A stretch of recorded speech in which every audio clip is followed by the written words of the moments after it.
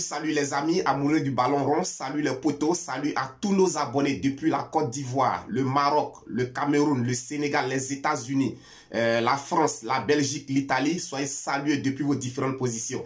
Quant à moi, Viking Débrief connaisseur connaît, toujours un réel plaisir pour moi de vous retrouver.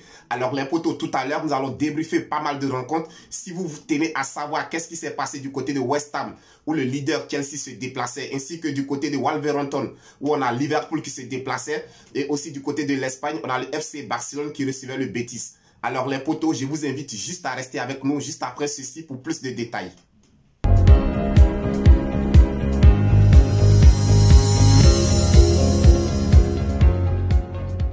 Nous allons tous suivre du côté de West Ham où on a le leader Chelsea qui se déplaçait. Alors à vrai dire, c'était un après-midi vraiment très compliqué pour les Blues de Chelsea.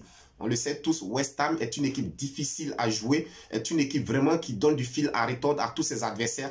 Nous l'avons constaté lors du week-end dernier du côté de Manchester City. C'est vrai qu'elle avait perdu sur le score de 2-1, mais cette équipe a démontré qu'aujourd'hui, elle mérite sa 4e place au niveau du championnat anglais. Et les potos, à vrai dire, Chelsea, on l'a toujours dit, je l'ai toujours souligné, la force première de cette équipe de Chelsea était sa défense. Était sa défense composée de Thiago Silva, Rudiger et Christensen. Mais aujourd'hui, cette défense a été vraiment mise à rude épreuve par une seule personne, un seul attaquant, c'est-à-dire Antonio, l'avant-centre de West Ham. C'est un joueur, c'est un boy, on le sait tous, il est très combatif. Durant 90 minutes, il ne lâche rien du tout. C'est vrai qu'aujourd'hui, il n'a pas marqué, mais à lui tout seul, il a carrément déstabilisé cette défense de Chelsea qui d'habitude nous donne de l'assurance, qui d'habitude nous donne des signes vraiment d'assurance. Mais aujourd'hui, lui seul, Antonio a carrément déstabilisé cette défense-là. Durant toutes les 90 minutes, il s'est montré dangereux. Il a véritablement perturbé cette défense de Chelsea. Alors, West Ham, aujourd'hui, les potos, c'est une équipe vraiment qui ne lâche rien du tout. Aujourd'hui, cette équipe amenée par un certain David Moyes ne lâche rien du tout. C'est une équipe qui se bat sur tous les ballons contre toutes les équipes. C'est une équipe vraiment difficile à manœuvrer. Et Chelsea en a payé les frais aujourd'hui. Alors les potos, je dirais qu'aujourd'hui, Chelsea a fait des erreurs vraiment pas possibles depuis son portier de but.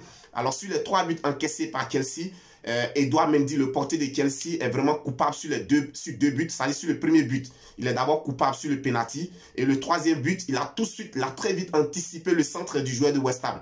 Il a vite anticipé, pensant que le joueur de West Ham allait faire un centre. Il s'apprêtait juste à pouvoir capter le ballon en l'air. Mais malheureusement pour lui que le centre du joueur de West Ham a été manqué parce qu'il a lui-même dit lors de sa conférence de presse, le but qu'il a marqué ne le marque pas de façon volontaire. Effectivement, il a voulu faire un centre, il a raté son centre et le ballon est allé tout droit dans la cage du portier de Chelsea. Donc je dirais que Edouard Mendy a passé un sale après-midi, mais je pense que ça ne remet pas en cause le talent de ce gardien. C'est un très grand gardien, je le dis toujours. C'est un gardien de très haut niveau. Il est vraiment pétri de talent. C'est un gardien d'avenir. Donc je pense que ces erreurs d'aujourd'hui ne pourront pas remettre en cause son statut de gardien numéro 1 au sein de Chelsea.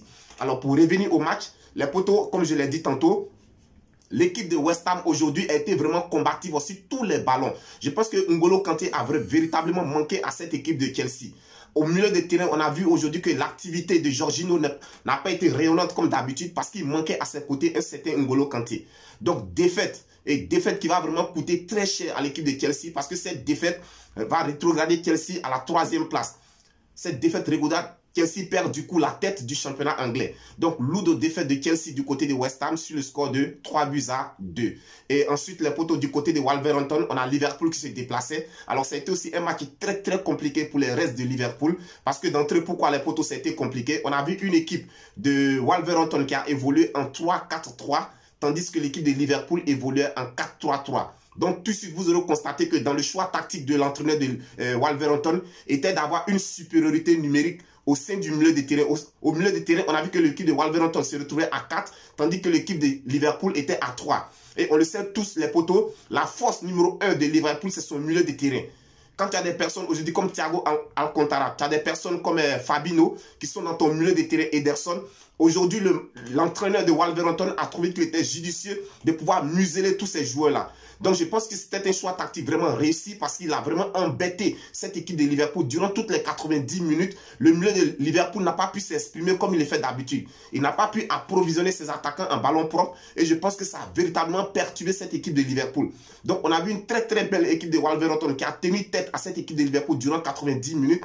Mais les potos, comme vous le savez, lorsque tu es un grand d'Europe, lorsque tu es un grand du championnat anglais, Liverpool a essayé à un niveau donné du match de monter en puissance. Ils ont essayé de monter en puissance, aussi d'acculer cette équipe de Wolverhampton qui a tenu, mais qui a fini par craquer à la 94e minute par un but de Origi. Alors je dirais que Origi, il est vraiment coutumier de ce fait. On se souvient tous, les potos, lors de l'élimination du FC Barcelone en Champions League, c'est Origi qui avait marqué le but victorieux de Liverpool dans les derniers instants de la rencontre. Et là encore aujourd'hui, il a récidivé, il était remplaçant, il est entré. Je pense que si sa deuxième ou troisième balle qu'il touchait, il a tout de suite fait la différence, donnant ainsi la victoire à Liverpool, permettant au reste de Liverpool de prendre la tête du championnat en attendant le match de Manchester City. Alors les potos, sachez qu'aujourd'hui, Mohamed Salah est entré dans l'histoire du football anglais parce qu'il est le premier joueur à inscrire ou à faire une passe décisive sur 7 matchs consécutifs. Donc je dis bravo à Mohamed Salah. Je pense qu'il a été le meilleur joueur de ce match. Bravo à Mohamed Salah. Donc belle victoire de Liverpool, victoire méritée de Liverpool du côté de Wolverhampton sur le score de 1-0. Alors les potos, nous allons terminer du côté de l'Espagne. On a le FC Barcelone de Xavi qui recevait aujourd'hui le Betis. Je dirais que c'est la première défaite de Xavi sous le banc de touche du FC Barcelone. Donc le FC Barcelone a été battu sur le score de 1-0. Alors les potos, à vrai dire, c'est une équipe du FC Barcelone qui joue bien au football. Elle joue bien parce qu'il y a de la combativité. Tu sens qu'il y a des déplacements, il y a des automatismes. Mais le péché numéro 1 de cette équipe, je pense que le FC Barcelone devra recruter un attaquant de renommée européenne, même mondiale, je dirais. Ils avaient recruté Sergio Aguero en début de saison, mais malheureusement pour eux, il a été blessé. Il n'a jamais pu s'exprimer au sein de cette équipe du FC Barcelone. Donc, il est grand temps pour eux aujourd'hui, pour le FC Barcelone, de recruter un véritable attaquant. Parce que le FC Barcelone se crée beaucoup d'occasions.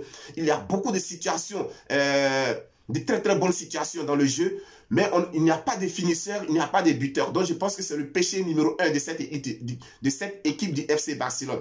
Très très beau match aujourd'hui de Coutinho. Je pense qu'il y a longtemps, je n'avais pas vu un certain Coutinho jouer de la sorte. En tout cas, très beau match de lui. Je pense qu'il est en train de revenir progressivement à son meilleur niveau. Donc les potos, sachez que le FC Barcelone a été battu à domicile par le Betis sur le score de 1-0. Pour terminer les potos, comme je l'ai dit, la vidéo d'aujourd'hui, nous allons la dédier à certains de nos abonnés, à certaines personnes qui nous suivent, qui nous soutiennent depuis longtemps. Donc, nous dédions cette vidéo à Kwaku Luc, aussi à Malik, tous les deux depuis la Côte d'Ivoire. Nous la dédions également à Alvi depuis le Maroc. Les potos, comme je l'ai dit, désormais, nous allons dédier chaque vidéo, nous allons la dédier à un certain nombre de personnes, de nos abonnés. Juste question de vous dire merci, de vous démontrer notre reconnaissance pour tout le soutien que vous nous apportez. Donc, si tu n'es pas encore abonné à notre chaîne, n'hésite pas à t'abonner. Abonnez-vous, likez, partagez. Et puis, ben, poto, c'est votre chaîne, c'est notre chaîne. Viking Débrief Connaisseur connaît. Ben, c'est la chaîne de tous les amoureux du football. Je vous souhaite de passer un excellent week-end. On se dit à très très bientôt pour d'autres vidéos. D'ici là, que Dieu vous protège.